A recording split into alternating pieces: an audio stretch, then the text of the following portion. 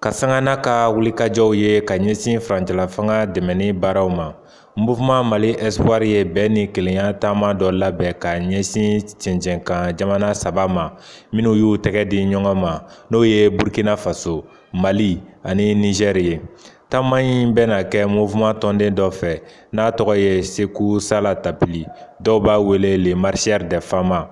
Taama in bɛna daminɛ Burkina Faso ka taa Niger ka sɔrɔ ka na kuncɛ ba Maliba la yan marisi kalo tile 8 n'o bɛ bɛn musow tɔgɔladon ma diɲɛ kɔnɔ.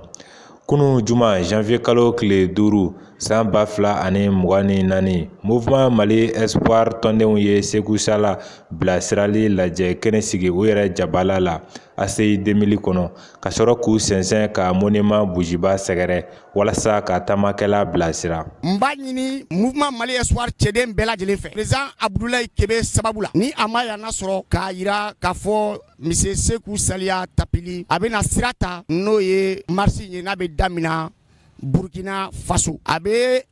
damina Burkina a bɛ taa Niger n'a taara Niger marche kun bɛ cɛ anw fɛ yan nɔ le 8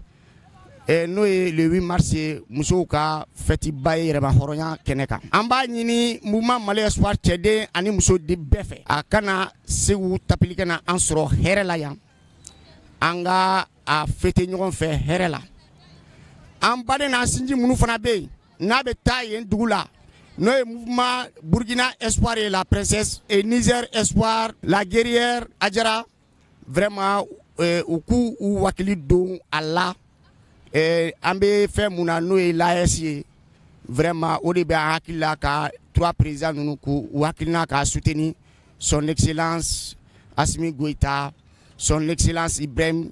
Traoré et son excellence Tchani. Vraiment ne bɛ mun ɲini a fɛ Ala k'a ɲuman se, Ala k'a ɲuman ta k'a ɲuman se.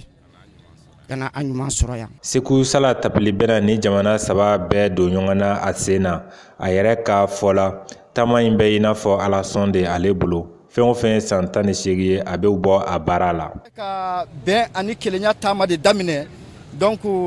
ka bɔ Mali kɔnɔ Burkina Niger bon jamana 3 minnu y'u tɛgɛ di ɲɔgɔn ma c'est comme an segira so de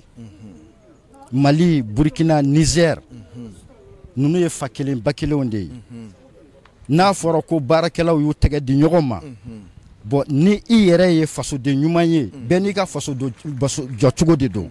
bon Ala ye ne fana garisɛgɛ nin de la taama in na donc ni n y'a fɔ san 13 b'a baara la mais Mali Burkina Niger a kɔrɔ tɛ dɔwɛrɛ ye dɛ k'a jira k'a fɔ dɔrɔn Maliens Burkinabéw Nigériens an bɛɛ fa kelen an bɛɛ ba kelen i n'a fɔ ɲɛmɔgɔ y'u tɛgɛ di ɲɔgɔn ma cogo min an ka siniɲɛsigiw ye jeunesse ye denmisɛnninw an bɛ fɛ ka kuma n'u ye ka don Burkina ka kuma n'u ye ka bɔ yen ka taa Niger ka kuma n'u ye ka segin ka na Mali kɔnɔ yan nɔ ka kuma n'u ye fa kelen ba kelen an ka ɲɔgɔn minɛ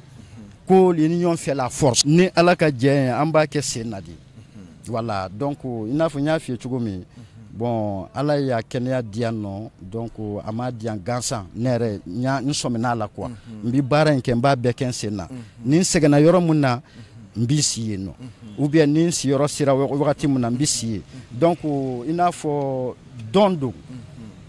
n y'a ɲini Ala fɛ a ye kɛnɛya di yan a kana n ka kɛnɛya kɛ kɛnɛya lankolon ye bon a ye n ka kɛnɛya kɛ fasojɔ kɛnɛ ye donc an kɔni bɛ dugawu de kɛ wagati bɛɛ bɛn ni kelenya bɛ se ka na cogo min na taama in fana y'o de ye Alliance État Mali Alliance État Sahel Sahel donc ko in bɛɛ ye o de ye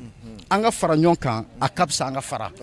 i ye kuma in faamu donc an bɛ tila ka hakɛto ɲini k'aw fɛ kuma in a ma nɔgɔn n bɛ hakɛto ɲini k'aw fɛ ni fili sera yɔrɔ min na tiɲɛ yɛrɛ la an tɛgɛ 2 b'an k'aw ye mais laɲini tɛ foyi ye jeunesse k'a dɔn k'a fɔ ko sijɛ dɔ de filɛ ka wuli k'a nin a n'a ka kɛnɛya ka wuli ka bɛn ni kelenya ɲini u yɛrɛ dama ni ɲɔgɔn cɛ u ka ɲɔgɔn minɛ parce que aw de y'an ka siniɲɛsigi ye kelen aw ye jamana siniɲɛsigi ye aw ye aw yɛrɛ ka siniɲɛsigi fana ye an ka taama in ye o de ye donc an b'a ɲini Ala fɛ hali bi Ala ka jamana kolo suma Ala ka jamana kolo suma Ala k'an bɛn kelen na Ala k'an kisi k'an tanga salli ala rasul tagama in laɲini tɛ dɔwɛrɛ ye bɛɛ ni kelenya bɛ se ka sabati jamana saba ninnu ni ɲɔgɔn cɛ cogo min na. Ka maliden bɛɛ lajɛlen fo ka mouvement Mali Espoir bɛɛ fo k'a daminɛ Kayi fo Kidali.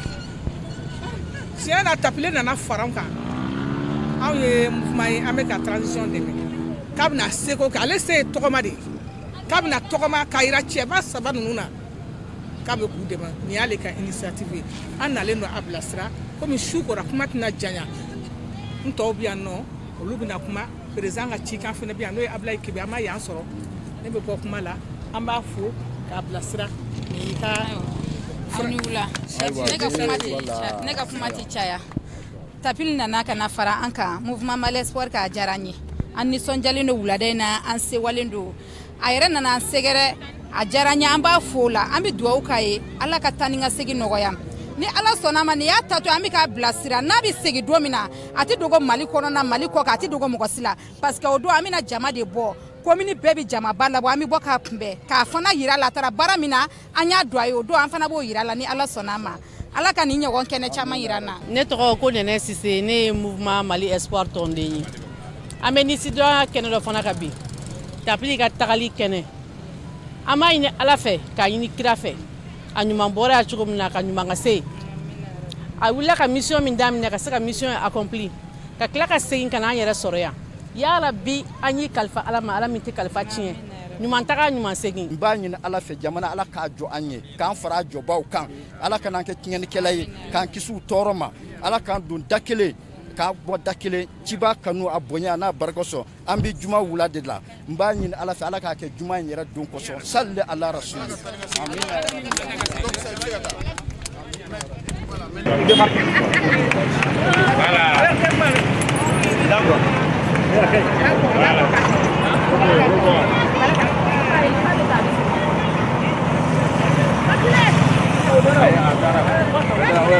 Voilà.